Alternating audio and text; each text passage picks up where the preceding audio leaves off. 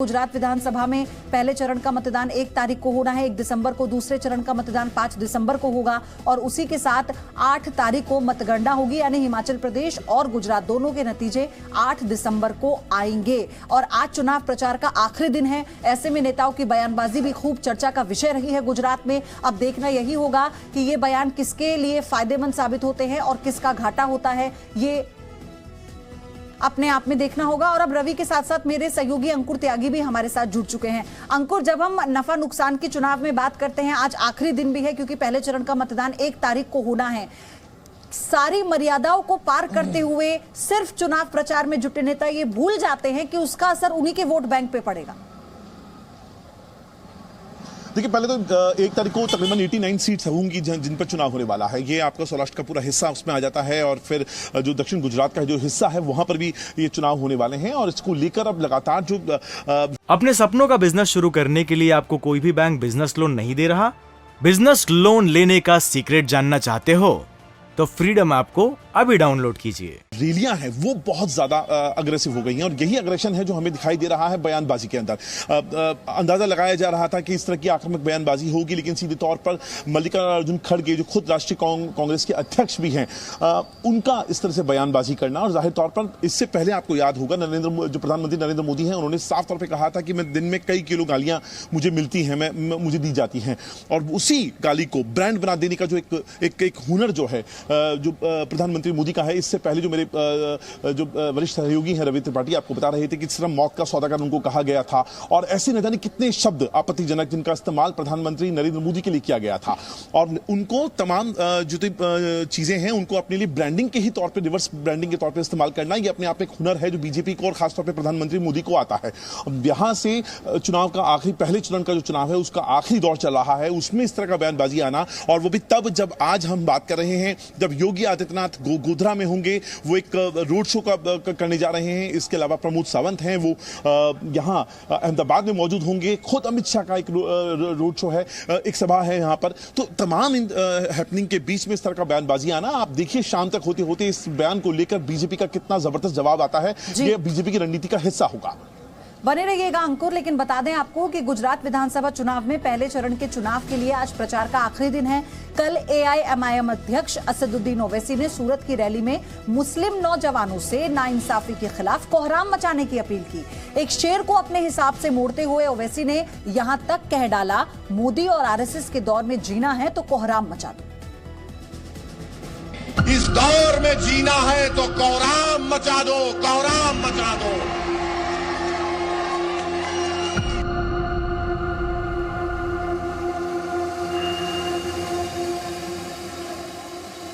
मुस्लिम vote bank पर एकाधिकार का ख्वाब सजाए बैठे असदुद्दीन ओवैसी अब कोहराम मचाने पर आमदा है।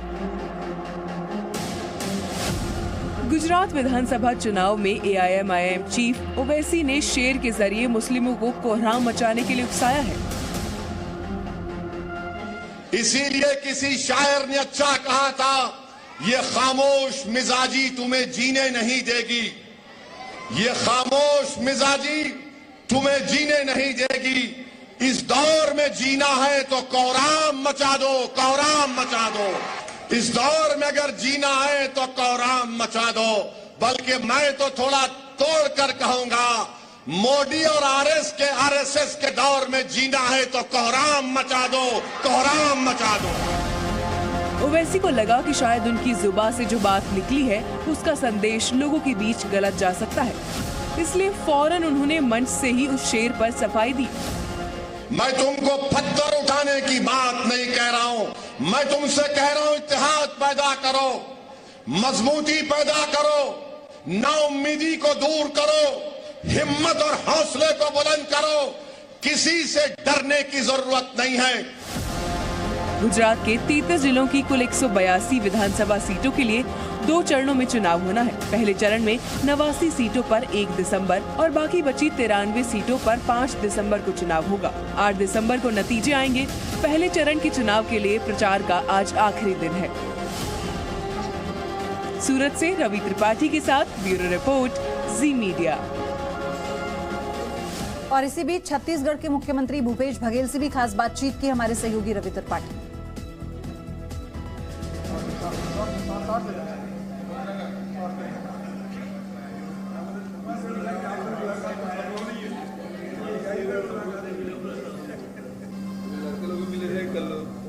आपको बता दें, इस बातचीत का जो पूरा अंश है वो हम आपको सुनाएंगे, लेकिन उस दौरान प्रधानमंत्री मोदी पर भी निशाना साधा है भूपेश बघेल ने।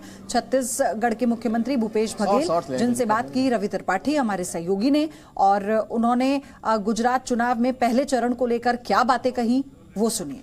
हमारे साथ छत्तीसगढ़ के मुख्यमंत्री हैं भूपेश बघेल जी, और गुजरात चुनाव पे निकले हैं। सर, गुजरात चुनाव में जिस तरह से आपने 15 साल की सत्ता खत्म कर दी छत्तीसगढ़ में, क्या माना जाए, गुजरात में भी इस तरह का कुछ होने का अंदाज है? जनता ने मन बना लिया है और लगता है कि इस समय परिवर्तन होगा। सर, जिस तरह से प्रधानमंत्री मोदी लगातार कांग्रेस पर अटैक कर रहे हैं, आप एक तरफ भारत जोड़ो यात्रा चल रही है, वो कह रहे हैं Congress party divide and rule की राजनीति करती है। डिवाइड एंड रूल की राजनीति तो अंग्रेज किए और उसके बाद उसके भारतीय जनता पार्टी कर रही है। तो फूट डालो राज करो की नीति इनकी रही है, अन्यथा जनता के लिए उपलब्धि क्या है इनके पास, ये ऐसे कुछ नहीं बता सकते जो जनता के इन्होंने 27 साल में गुजरात के लिए कुछ किया हो।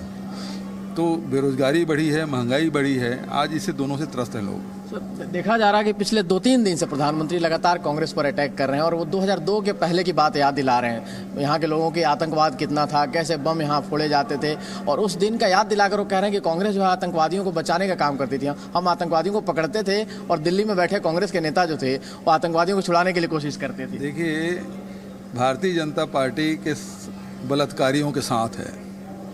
उत्तर प्रदेश में आपने देखा है, छत्तीसगढ़ में भी ब्रह्मानंद नेताम को टिकट दिए हैं, वो पास्को एक फंसा हुआ 15 साल के नाबालिग बच्ची के रेप के केस फंसा है। तो ये पुरानी बात छोड़िए, वर्तमान में सारे बलात्कारियों के लोग टिकट दे रहे हैं। तो ये स्थिति इनकी है। तो आज यदि प्रधानमंत्री जी कांग्रेस का विरोध कर रहे हैं, इसका मतलब ये है कि कांग्रेस यहाँ मजबूत है और लोग कांग्रेस को लाना चाहते हैं। तो ये भी कह रहे हैं कि बाटला हाउस एनकाउंटर हुआ तो कांग्रेस के नेता दिल्ली में रो रहे थे। देखिए, आज गुजरात में आज प्रधानमंत्री हो चाहे मुख्यमंत्री हो, आज देश के सामने समस्या क्या है? देश के सामने समस्या बेरोजगारी है, देश के सामने समस्या महंगाई है।